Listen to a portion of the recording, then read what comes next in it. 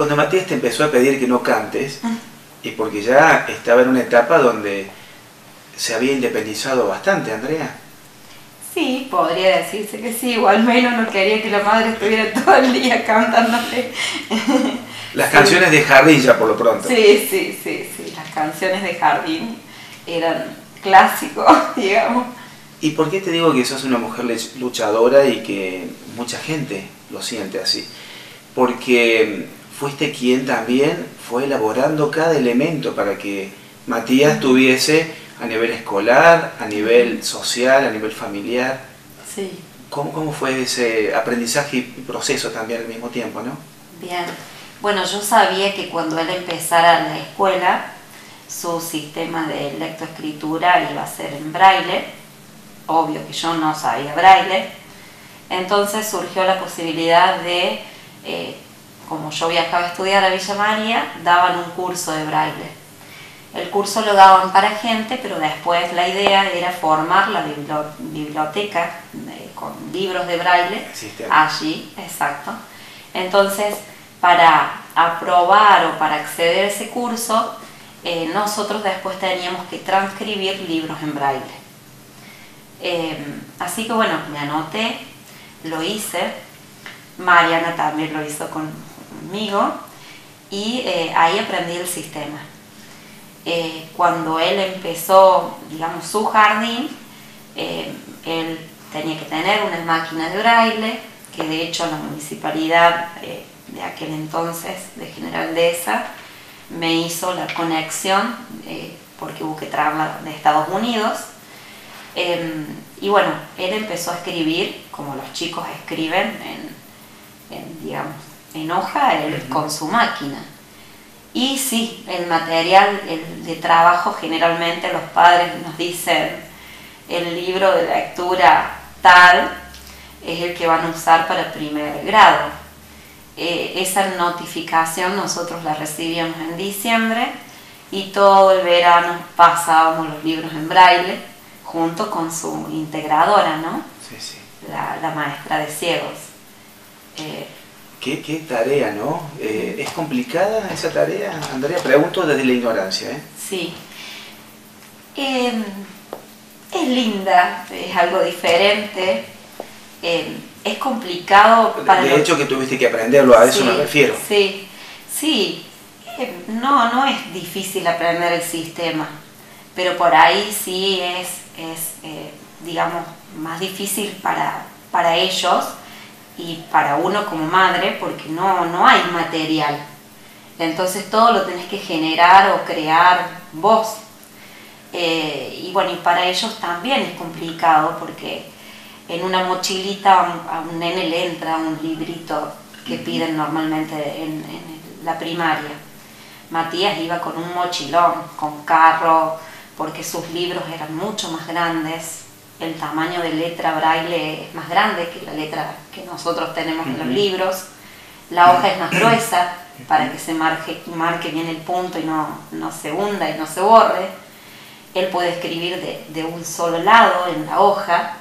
Entonces eso hace que su libro de primer grado, que lo tengo guardado hasta el día de hoy, no me di cuenta si no lo podría haber traído, es pues un libro lindo, así de alto y bueno, un tamaño hoja A4, pero es un libro así. Y a eso sumado que tiene las imágenes en relieve. Entonces bueno, lo que yo hacía también era hacerle todas las imágenes de él en relieve, ¿no? Si había, no sé, por decirte, no sé, me acuerdo en este momento una víbora que había en el libro. Entonces yo conseguía tela parecido a esto, así suave, brillosa, color verde. Con eso le hacía toda la víbora. Los dientes de la víbora eran los platitos de cumpleaños, que son duros, de plástico. Entonces cortaba los dientecitos así y se los ponía a la cabeza de la víbora. Después había un ratoncito también en el libro que lo había hecho con una tela suave, gris. El pelo del ratón era la soga, cortaba la soga, viste que por ahí pincha. Y bueno, así todo a través del tacto, usando lija, lana, telas de distintas texturas. Una tarea hermosa, digna y a la vez laboriosa. Sí, mucho tiempo, muchísimo. Y él, en este caso, ¿cómo fue adquiriendo el conocimiento? Que hay un sistema, obviamente, ¿no? Un proceso, una metodología. Sí, cuando él empezó y toda su primaria, utilizó el sistema Braille a través de la máquina, bastante pesada, así que el papá tenía que llevarlo, en este caso la mamá generalmente, Sí. Llevarlo y bueno, dejarlo en la escuela con su máquina, porque al ser chico él es como que no daba. Pero bueno, o sea, él trabajó con ese sistema y aprendió al mismo tiempo que el resto. Cuando el resto aprende la A y que la A se hace así en la pizarra, bueno, él aprendía que la A, para hacer la A, él tenía que apretar la teclita número 1 de la máquina, por ejemplo. Y las docentes también muy aplicadas, ¿no? Muchísimo.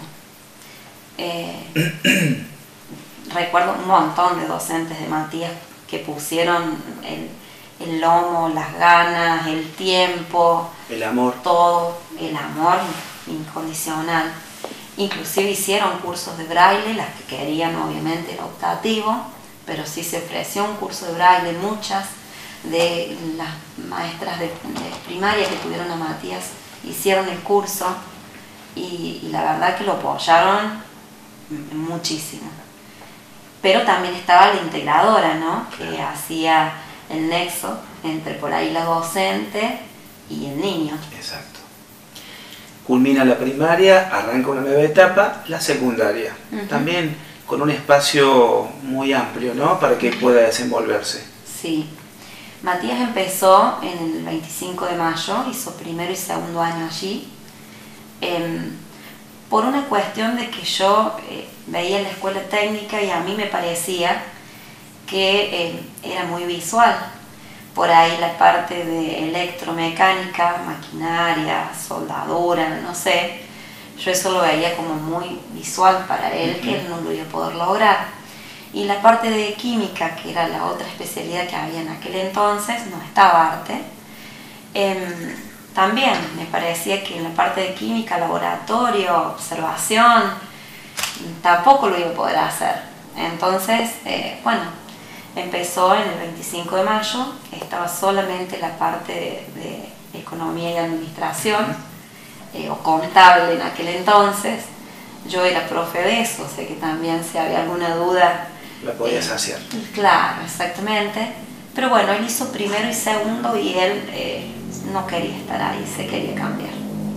Así que, bueno, recuerdo un día María Elena habló con mi hermano y le dijo, José, decirle a Andrea que si Mati quiere venir, las puertas de la escuela están abiertas. Y así fue. Y así fue. Y ahí él dejó la máquina de braille. Ella le consiguió una notebook que tenía un programa que era para no videntes. Así que a partir de ahí, por ahí la tarea y el equipo que tenía que llevar él era como más liviano, ¿no? Exacto. Porque, bueno, si él escribía en braille, la profe no sabía braille, entonces hasta que viniera la integradora e hiciera la transcripción, se hacía más lento el proceso. En cambio, ya así con la máquina, con la notebook, él escribía con un teclado de computadora común, y bueno, y él ahí, la misma profe podía ver lo que él estaba escribiendo y corregir en el mismo tiempo. Exacto. Entonces, ahí, bueno, ya fue más fácil la tarea. Y culminó esa etapa también y con mucho éxito. Sí.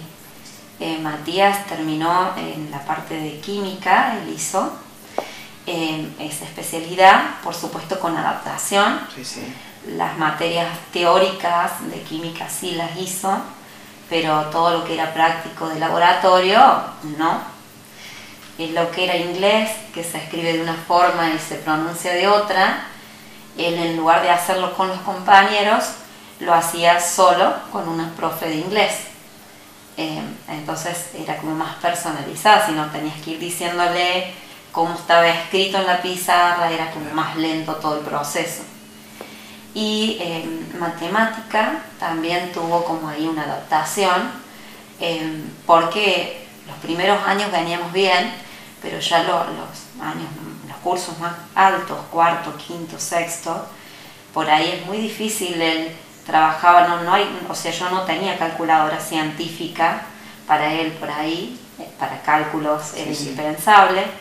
Él hacía los ejercicios combinados mentalmente, y ya al nivel de cuarto año ya son más complejos, entonces por ahí. Y bueno, y la parte de geometría, el ángulo agudo, recto, sí, se complejizaba un montón. Así que había que hacer como una adaptación. Exactamente. Así que Mati también matemática hizo como algunos temas, los más importantes, los que a él le iban a servir para la vida, problemas de lógica, con una profe que estaba solamente con él.